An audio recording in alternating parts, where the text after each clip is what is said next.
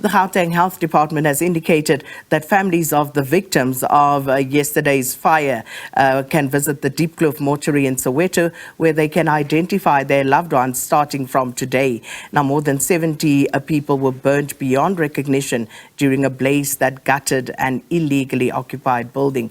We cross now to our reporter Hasina Gori, who's at the Diepkloof mortuary. Hasina, good morning. And just to get a sense, yesterday, of course, we did ask about the families and whether they had arrived. So where you are right now at the Diepkloof mortuary, have the families started arriving to try and identify their loved ones?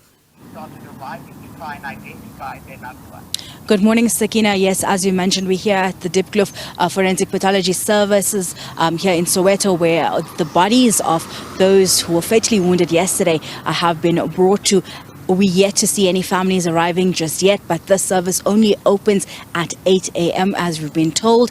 So we're sure we'd see a lot of them coming in. Yesterday when we spoke to families, and victims outside those buildings in the inner city, some were still searching for their loved ones, unsure whether they were still in hospital, unsure whether they were deceased. There were so many reports of families and victims who jumped out of that building as the inferno spread through that inner city abandoned building, that 5 floors. We heard from various eyewitnesses as well as the families of the victims of the scenes that took place there. So yet again, we're waiting for those families to come in. It is going to be, I'm sure, quite an emotional day, as many who have been looking for their family members, this would be their last stop now. If they had not found their loved ones in the hospitals, if they had not yet been able to get in contact with them, if they were still okay and in one of the shelters, this would be their last hope. And if the bodies are now then found, it will be the beginning of that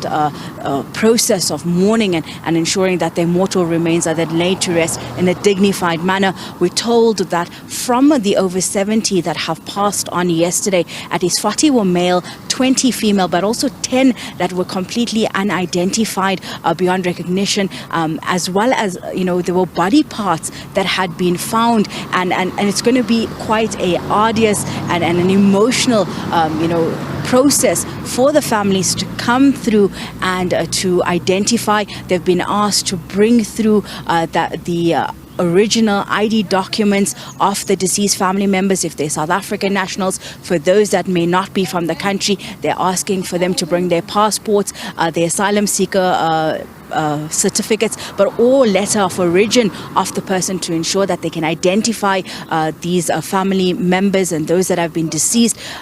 Those that do not have family in the country and need to be processed, the Gauteng Department says that it will be using various different forms like the digital fingerprint system. It's also going to work in conjunction with the Department of Home Affairs as well as the police records and the National Credit Bureau to help identify those people. So this is what we can expect to happen today here when those families do start arriving and hopefully find their loved ones and begin the mourning and laying to rest and funeral preparations that will then have to begin for these almost 74 or 75 deceased that passed on yesterday, Sakina.